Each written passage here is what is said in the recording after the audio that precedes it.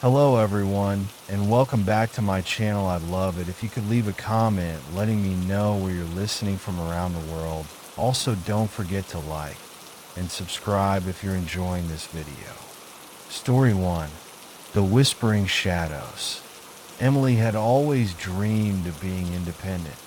She was 16, and the idea of earning her own money through babysitting sounded like the perfect opportunity.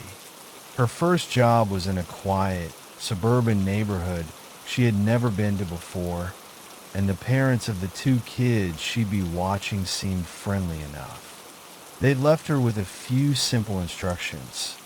Put the kids to bed at 8, make sure they didn't watch TV too late, and lock up the house when she left. Nothing too complicated, nothing too out of the ordinary. The house was large, older, with creaky wooden floors and walls that whispered with age. It had that old charm to it, but something about it didn't sit right with Emily. As soon as she stepped inside, she couldn't shake the feeling that something was off. But she brushed it off. It was just nerves. Babysitting in a new house, with new kids, in a new neighborhood. Nothing to be afraid of. The kids, a boy named Max and a girl named Lily, were nice enough. Max was 9, with big brown eyes and a mischievous smile, while Lily, who was 7, was quieter, often lost in her own little world of dolls and drawings. They had been playing in the living room when Emily first arrived, and she'd made them a snack and put on a movie for them to settle down. By the time the clock struck 8, they were tucked into their beds, their little heads resting against the pillows. Emily felt a sense of relief. Babysitting always felt like a strange balancing act between keeping the kids entertained and actually being left alone long enough to relax. She sank into the couch, her feet tucked under her, and grabbed her phone to scroll through social media. The house was quiet, too quiet. The soft hum of the refrigerator and the occasional creak of the floorboards were the only sounds that broke the stillness. And then she heard it, a soft, almost imperceptible whisper. It wasn't the kids. They were supposed to be asleep. No, this voice was different. It was coming from somewhere else in the room. The whisper wasn't clear, just a faint murmur that seemed to float around her. At first, Emily thought it was just the wind rattling the windows. But the voice, it wasn't natural. It sounded like words, strange words, words she couldn't quite understand. She turned her head, expecting to see the kids sneaking out of bed. But the living room was empty, the flickering light from the TV casting long shadows across the room. Another whisper, louder this time. It was as though the sound was coming from all directions at once. She stood up, heart pounding, and walked down the hallway to the kids' room. Maybe they were awake, messing around. But when she pushed open the door to check on them, both Max and Lily were sound asleep in their beds, their small bodies curled up under the covers. The house was still, too still. Emily felt a prickle of unease race down her spine as she turned back toward the living room. The whisper started again, this time more distinct, as though the voice was right next to her ear. She froze. The words were still indecipherable, but they were unmistakably there. "Who's there?" she called, trying to sound braver than she felt.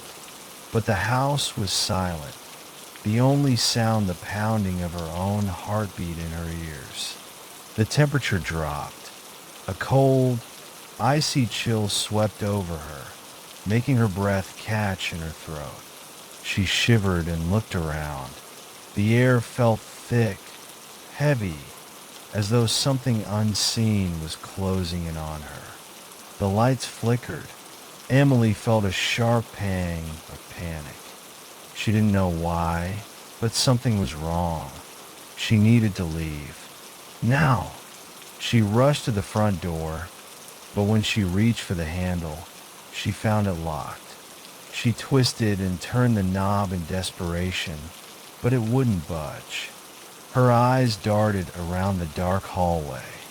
The whispers had stopped for a moment, but the silence that followed was even more suffocating.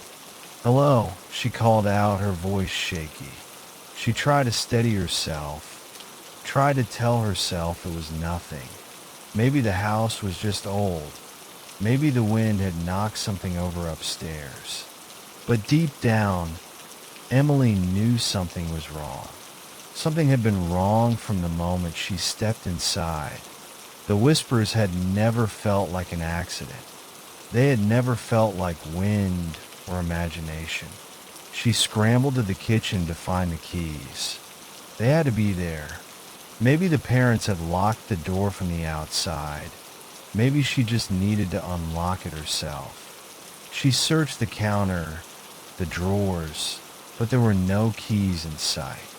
Her panic escalated as she realized she was trapped. The whispers started again, but this time, they weren't coming from the walls. They were coming from behind her. She spun around, her eyes wide with terror. There in the doorway stood a figure.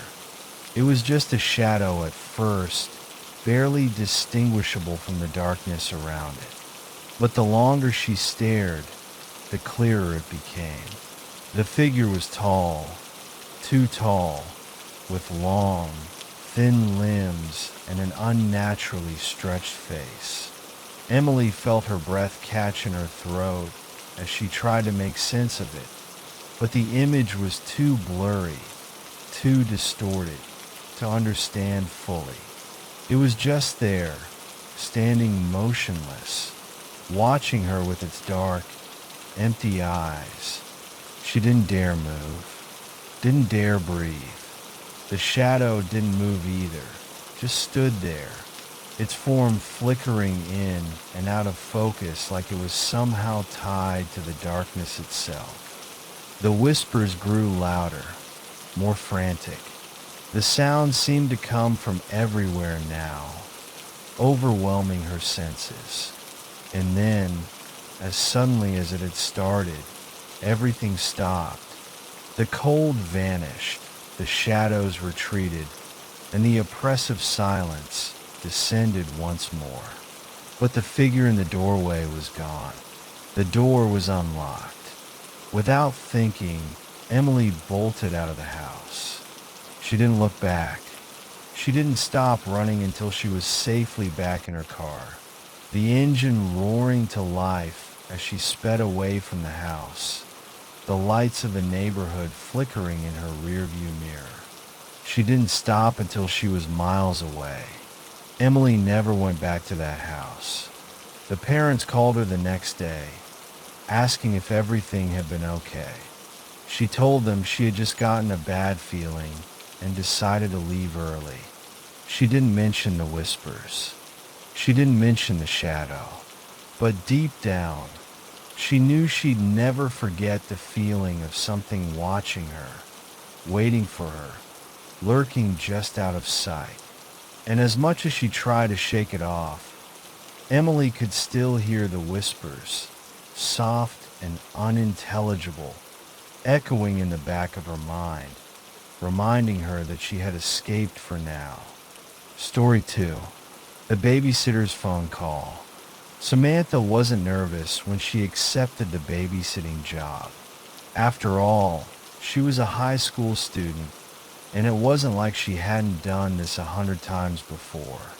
The family lived on the outskirts of town in a quiet little neighborhood, the kind of place where nothing exciting ever happened. The parents, Robert and Michelle, were friendly and trusting. They assured her that the kids, twins named Max and Lily, were easy to manage. They'd be asleep for most of the night, and all Samantha had to do was make sure everything was in order. and keep an eye on them. As soon as the parents left, Samantha did what any teenager would do when given the freedom of a quiet house.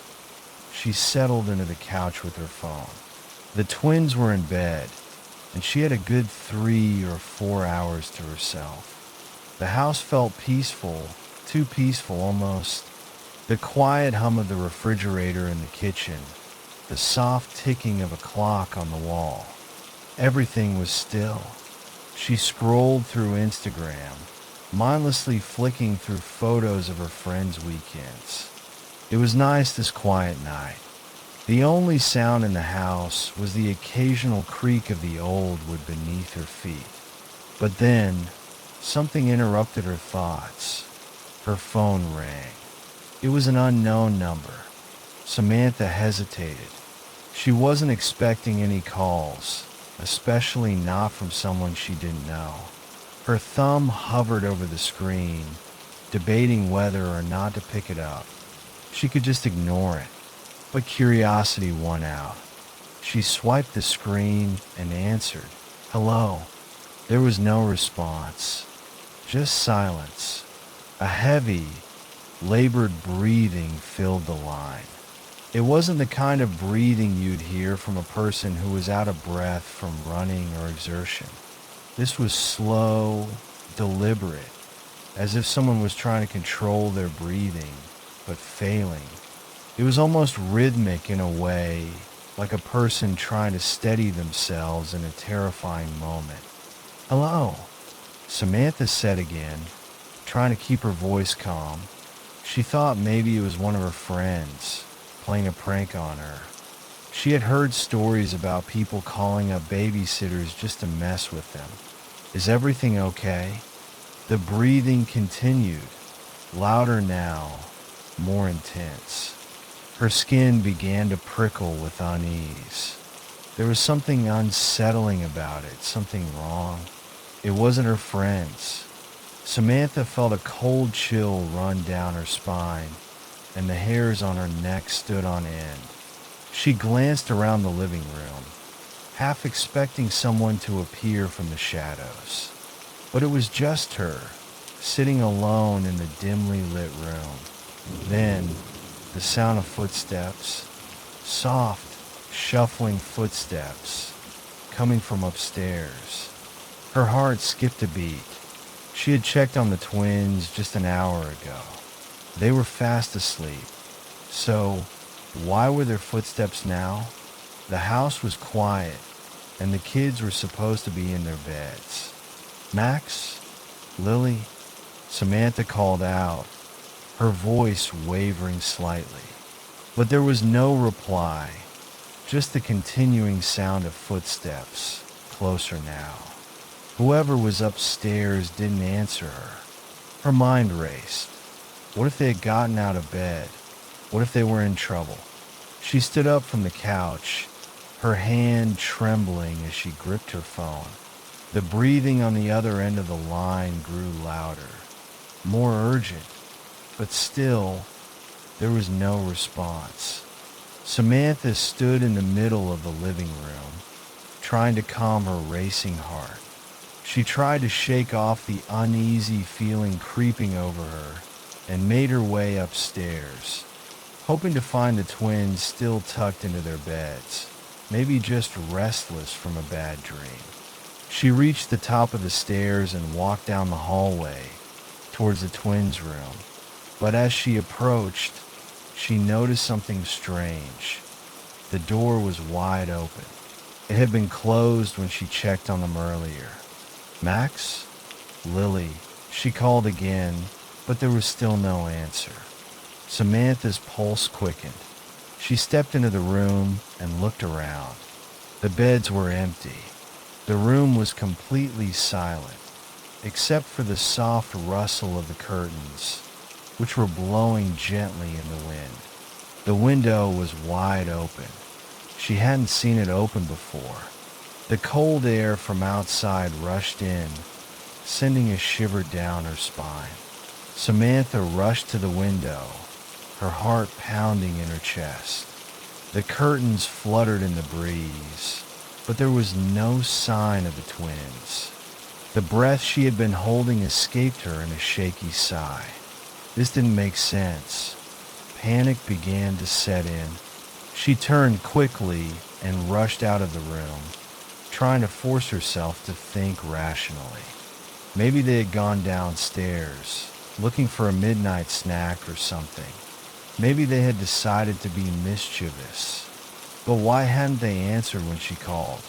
And why had the door been open? Her phone buzzed again in her hand. She glanced down at it, hoping it was the parents calling to check in. But it wasn't. It was the same unknown number. She took a deep breath and answered the call, her voice trembling. "Hello." Again, there was no response. Just that terrible breathing. Louder this time, closer. Her stomach churned. Samantha felt a knot of dread tighten in her chest.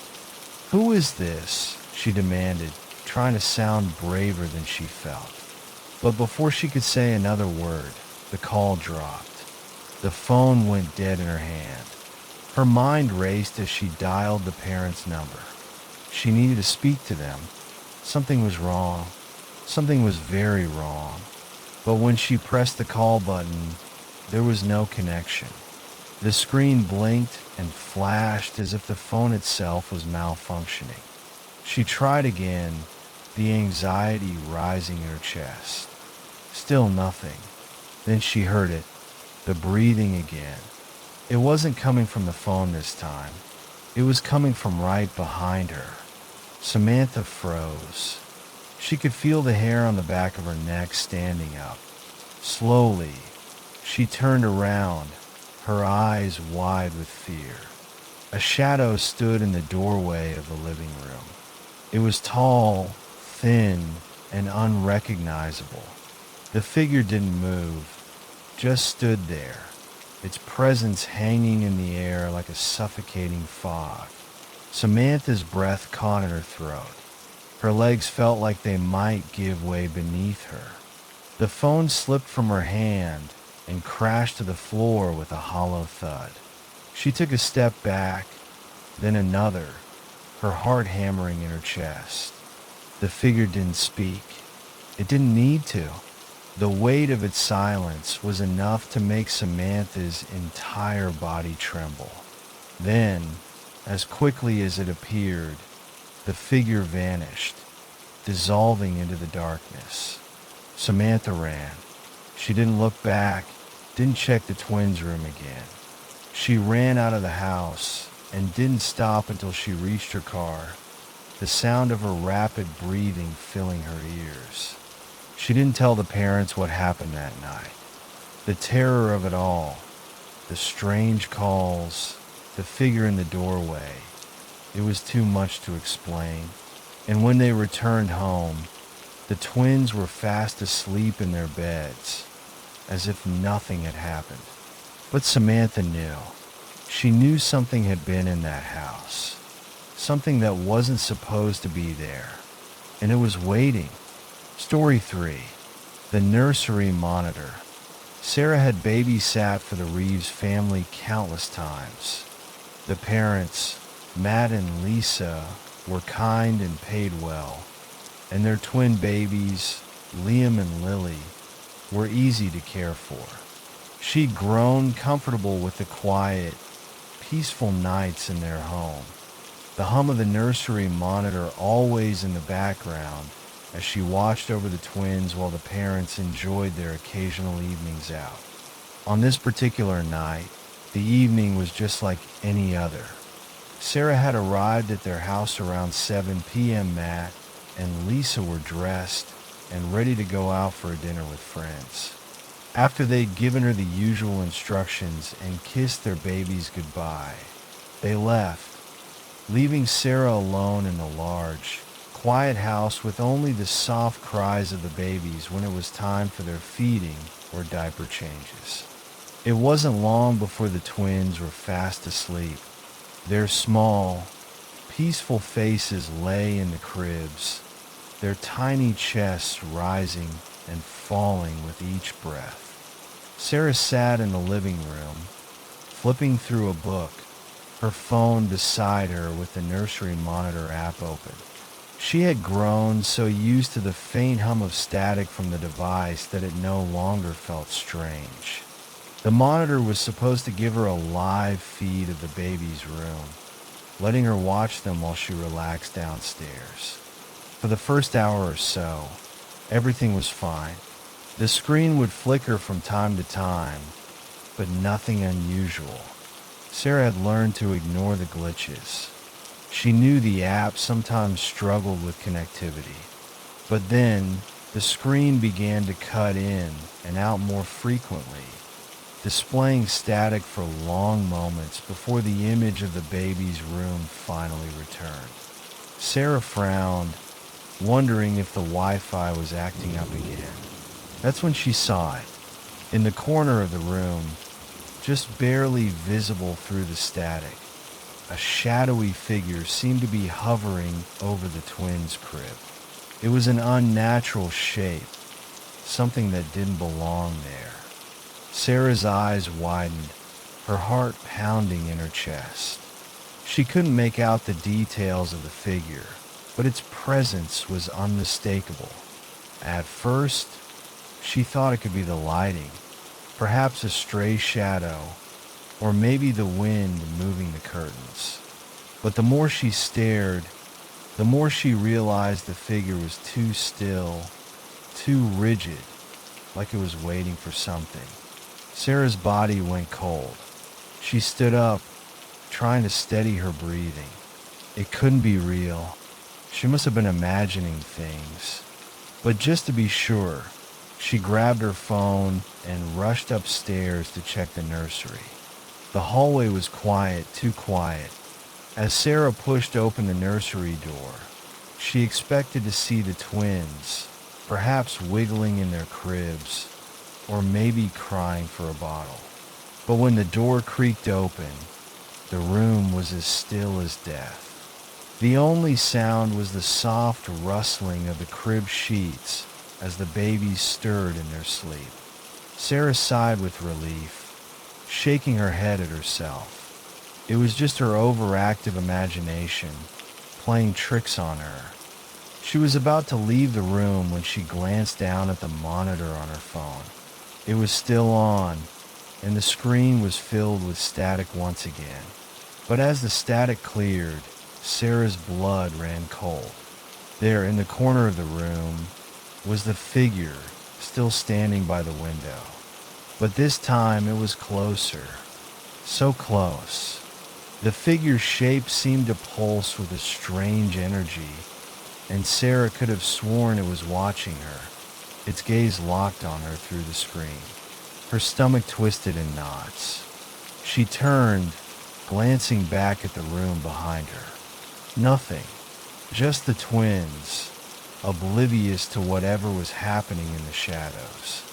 She stepped back into the hallway, her pulse racing. She fumbled with her phone, trying to turn off the monitor. The static was relentless, refusing to let her see the room clearly.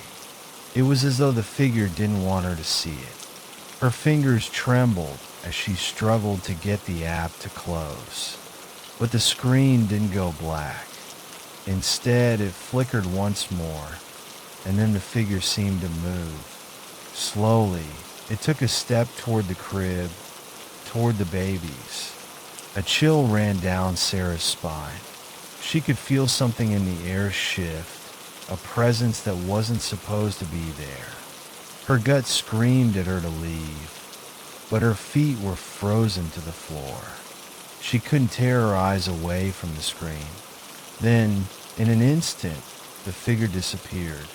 Sarah ran into the room, her heart hammering in her chest. She dashed to the twins' cribs, checking them frantically. Both babies were sound asleep, safe in their cribs, undisturbed. There was no figure in the room, no sign of anything out of the ordinary. But when she turned back to her phone, the monitor was still on. This time it was a black screen, no static, No images. Her breath caught in her throat. She knew something was wrong. Something had been in that room. Something that wasn't supposed to be there. Trying to steady herself, Sarah rushed back down the stairs to the living room. She checked her phone again, praying it was just a malfunction, praying that everything would go back to normal. But the static continued to flicker on the screen. She could still feel the weight of whatever had been watching her, and the sense of dread that clung to the air around her.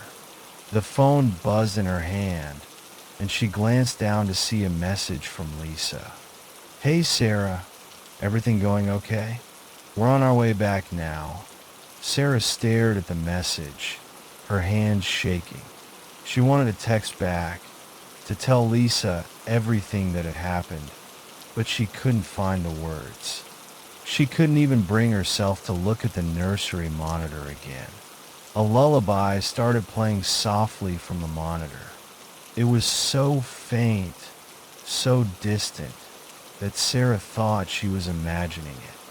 But there it was, the soft melody that had been playing every night for the twins. The lullaby, so gentle, so comforting, filled the house. It was the same lullaby Sarah had heard every time she babysat for them. But tonight it sounded wrong. The tune was distorted, warping in ways that didn't make sense. It was off-key, slowing down like it was being played backwards, growing louder and louder as if it was coming from within the walls themselves. Sarah couldn't bear it any longer. She slammed the phone down, grabbing her coat and running for the door. As she reached for the handle, the lullaby stopped. Dead silence. For a long moment, Sarah stood frozen, listening to the silence that had taken over the house. Then, from the nursery, she heard it, a soft whisper, "Don't leave." She ran. The Reeves returned home later that night to a locked door, a frightened babysitter, and the silence of an empty nursery. The lullaby, however, never played again.